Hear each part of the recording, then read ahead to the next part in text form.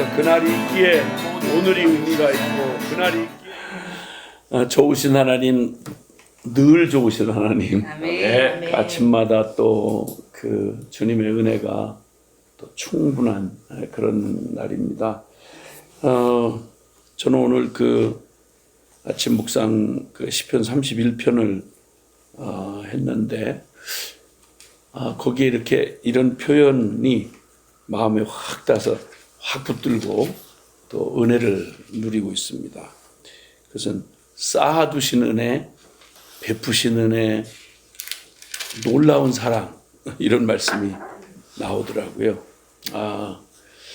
그 31편 그 19절에 보니까 주를 두려워하는 자를 위하여 쌓아두신 은혜, 곧 주께 피하는 자를 위하여 인생 앞에 베푸신 은혜가 어찌 그리 큰지요.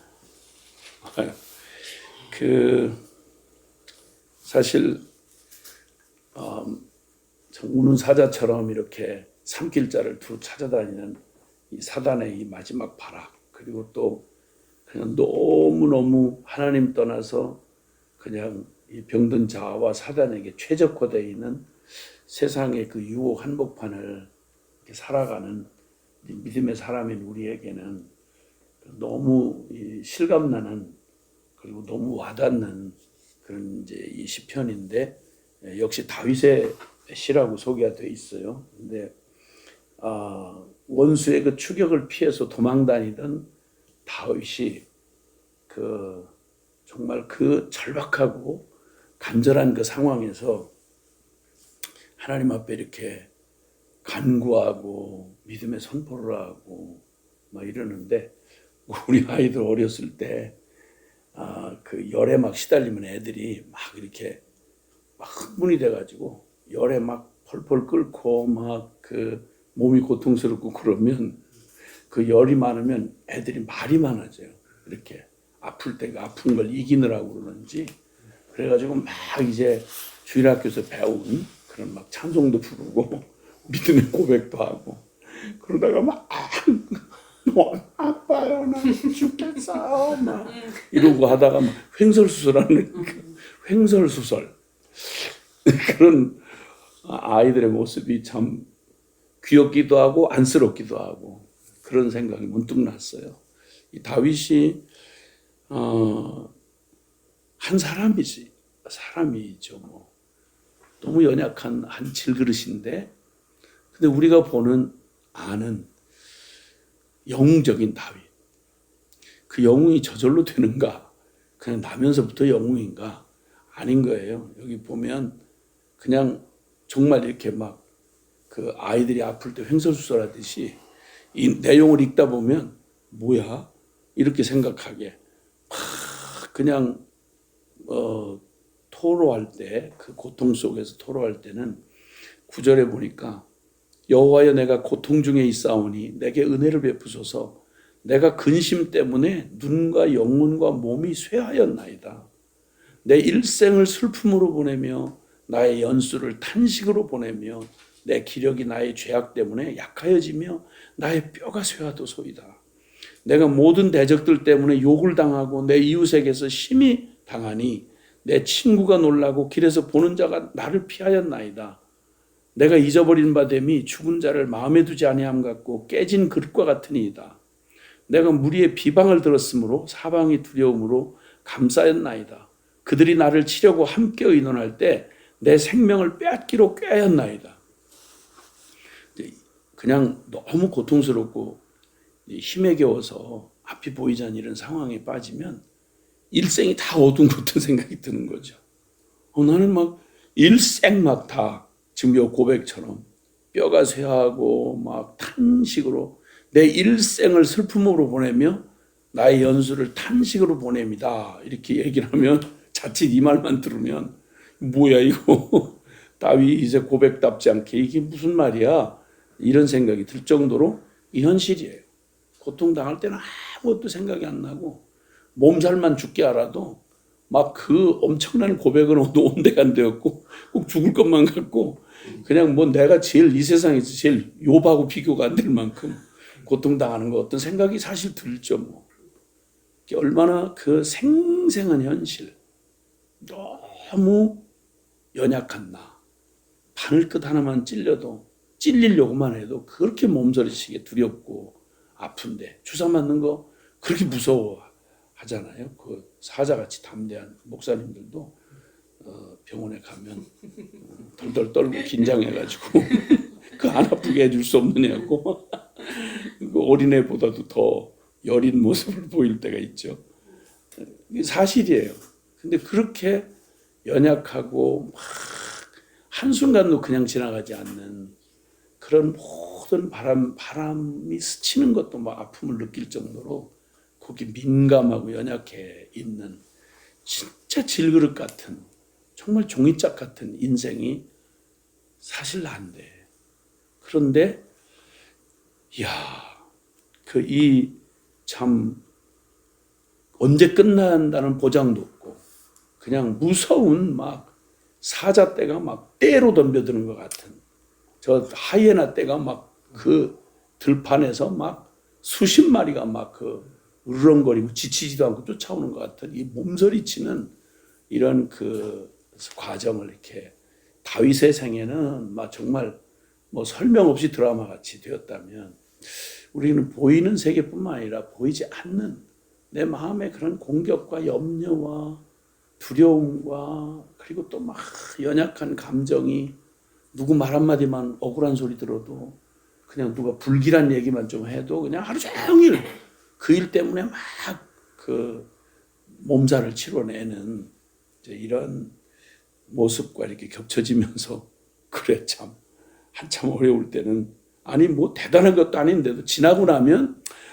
아휴 괜히 그랬나 싶지만 잘 끝냈으니 망정이지 안 끝났으면 진짜 뭐 그 염려와 두려움이 그냥 뭐 그대로 닥칠 뻔한 이런 일들이 너무 많은데 그 속에서 다 돋보이는 이 표현 주님을 두려워하고 경외하면서 주님밖에 의지할 것이 없는 그래서 그 믿음의 길을 선택하고 실력도 안 되는 게 존재적으로 불가능했던 죄인이었던 내가 그래도 좁은 길을 선택하고 믿음의 길을 가겠다고 진리를 붙들고 가겠다고 나선 걸음에 한 걸음도 잘 될 때는 잘 모르고 막 내 잘나서 내 믿음 좋아서 간 것 같았는데 어떤 때 연약함에 확 무너질 때 보면 이건 진짜 한순간도 한 걸음도 내게 온 게 없구나.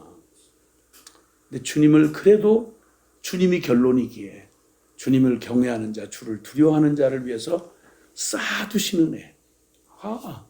주님이 이 모든 상황을 아니 그 크신 주님이 이 작은 자의 신음을 어떻게 아시고 그렇게 온 우주를 창조하신 전능한 하나님이 어떻게 진짜 모기 하나도 무서워서 벌벌 떨고 그러는 인생의 그런 그 이런 두려움을 어떻게 이해를 하실 수 있을까?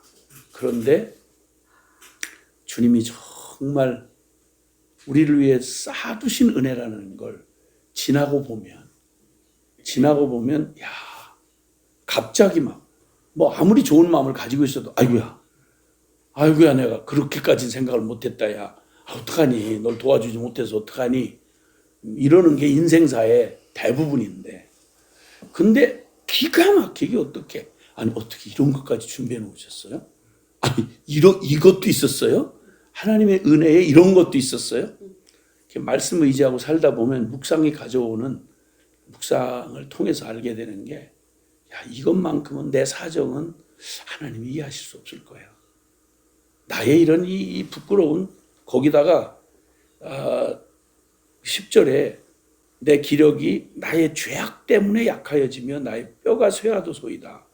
그러니까 이게 뭐 외부에서 오는 강력한 도전뿐만 아니라 내 자신에게 절망하는 거죠. 그 앞에 노출되어 있는 내 연약한 모습이 또 감출 수 없이 드러나니까 고통의 때에 내 죄악이 보이는 거예요.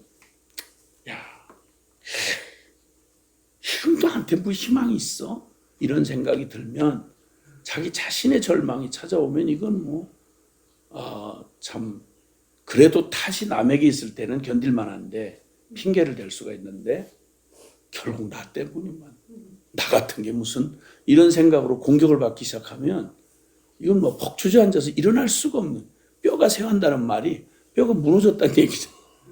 뼈가 무너지는. 정말. 그런데 그 시간들을 지나면서 깨닫게 되는 게, 이 표현이 참 멋진 것 같아요. 뭐 번역에 따라 다르기도 하겠지만 의미는 다 담고 있는 거겠죠. 갑작스레게, 조급하게, 또 허술하게 이런 은혜가 아니라 완전한 은혜. 진짜 그 주님이 쌓아두신 은혜가 이 말씀을 통해 성경만 보아도 묵상을 할 때마다, 아니 어떻게 이렇게까지 주님이 준비해 놓으셨지? 어떻게 이런 은혜를 준비해 놓으셨지? 깜짝깜짝 놀랄 때가 많은 거예요. 미리 다 하시고, 어떻게 나도 내가 만날 일을 모르고 살아오다가 지금 당황하고 있는데 어떻게 주님이 그 일을 다 미리 하시고 거기에 딱 맞는 말씀을, 은혜를 그때 딱 드러내 보여주시는, 그거 준비돼 있어. 걱정하지 마. 이거 다 있어. 이렇게 쌓아두신 은혜를 깨닫게 하시고, 그리고 베푸신 은혜, 같은 말의 반복이지만 그러나 또 같은 내용을 같이 포함하고 있다고 보는데, 인생 앞에 베푸신 은혜가 어찌 그리 큰지요. 그러니까 쌓아두신 것을, 아니 뭐 금송아지 7마리 집에 있으면 뭐예요. 그때 그 시간에 그 자리에 필요한 그 은혜. 근데 주님이 그때 딱 필요한, 그때 그 시간에 진짜 그 라이트 타임에 그때 딱 예비하신 그걸 그때 딱 꺼내다가 내게 베풀어 주신 은혜, 막 절묘한 주님의 그 절묘한 타이밍. 어떻게 그때 주님이 이런 은혜를 또 베풀어 주셨나. 그냥 감탄하는, 어찌 그리 큰지요. 여기 탄복하면서 어찌 그리 큰지요. 정말. 그래서 주님이 그런 죽게 피하는 자의, 여기 앞서서 이제 31장 1절에 여호와여 내가 죽게 피하오니 나를 영원히 부끄럽게 하지 마시고 주의 공의로 나를 건지소서. 언젠가 그 한나의 그 기도가 그런 마음으로, 주를 의지하는 자로 수치를 당치 않게 해달라고.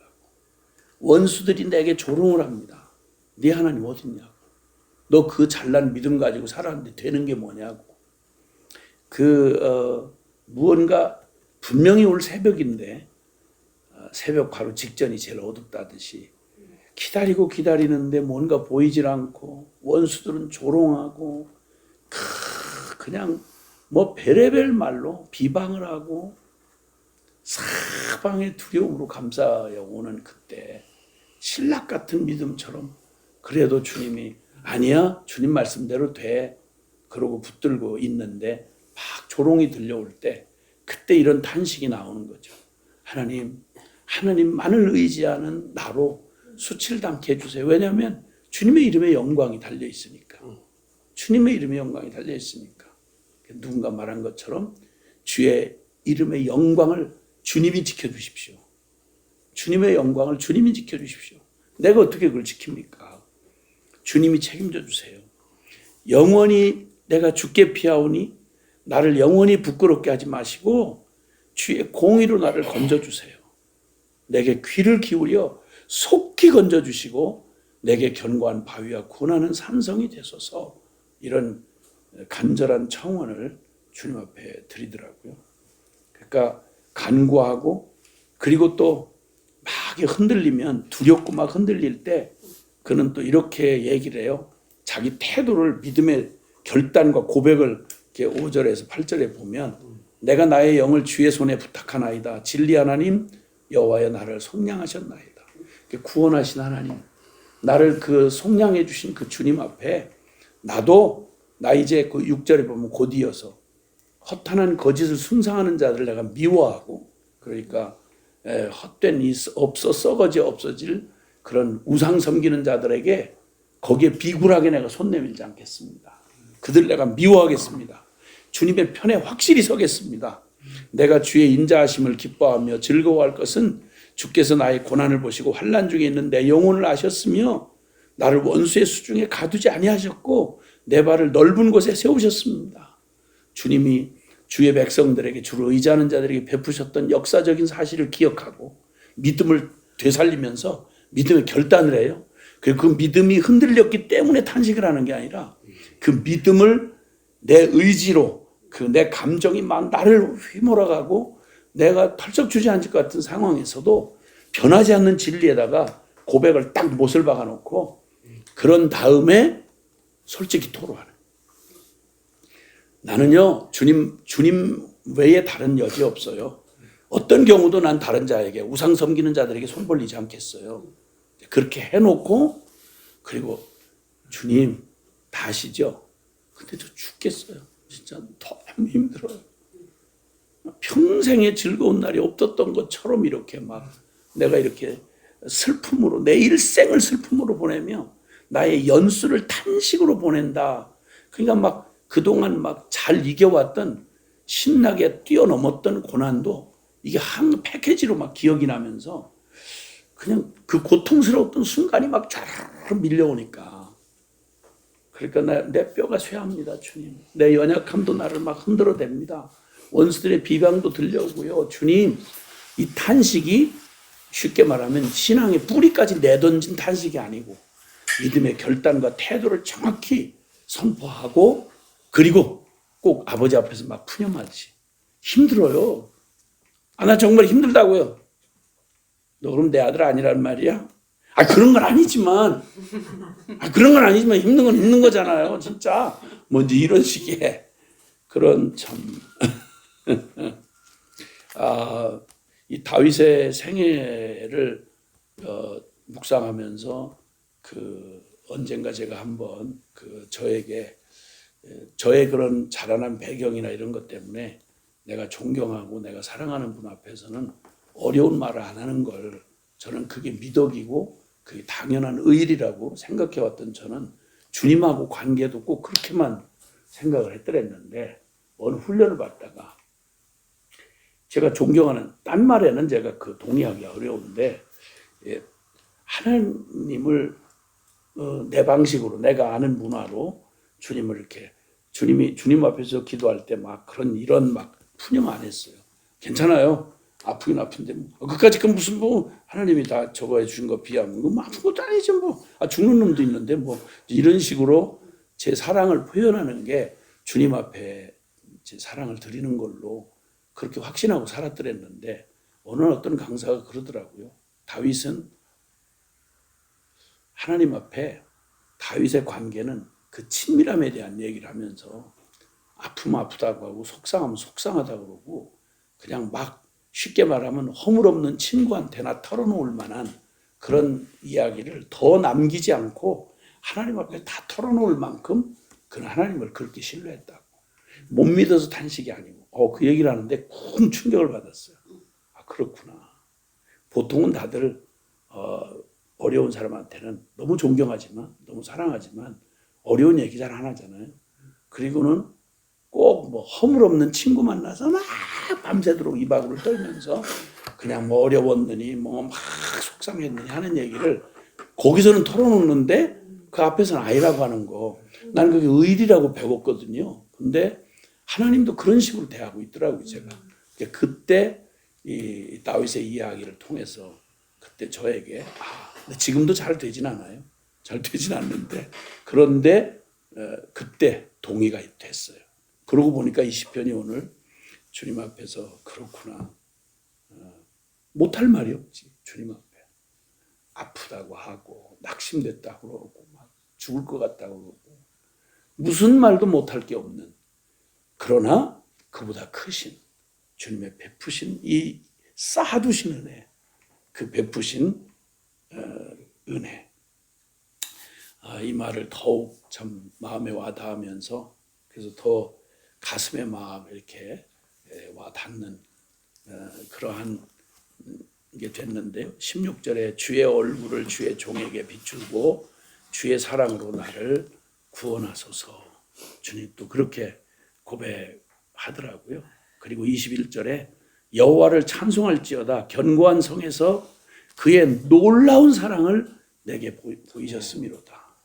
이 베푸신 쌓아두신 은혜 걱정할 것 없이 내 일생 필요한 모든 것 넘치도록 주님이 이미 쌓아두셨고, 그리고 그걸 가장 필요한 시간에 가장 내가 절급할 바로 그때 그 시간에 주님이 내게 베풀어 주시는 그 은혜, 뭐 이 두 가지 생각해 보면 이걸 어떻게 놀라운 사랑이라고 표현할 수밖에 없는 거예요. 24절의 결론으로 여호와를 바라는 너희들아 강하고 담대하라. 그 놀라운 사랑에 힘입어 승리해 라고 외치는 그런 그 외침으로 들렸습니다. 너무 늘 그렇지만 날마다 새롭네요. 할렐루야.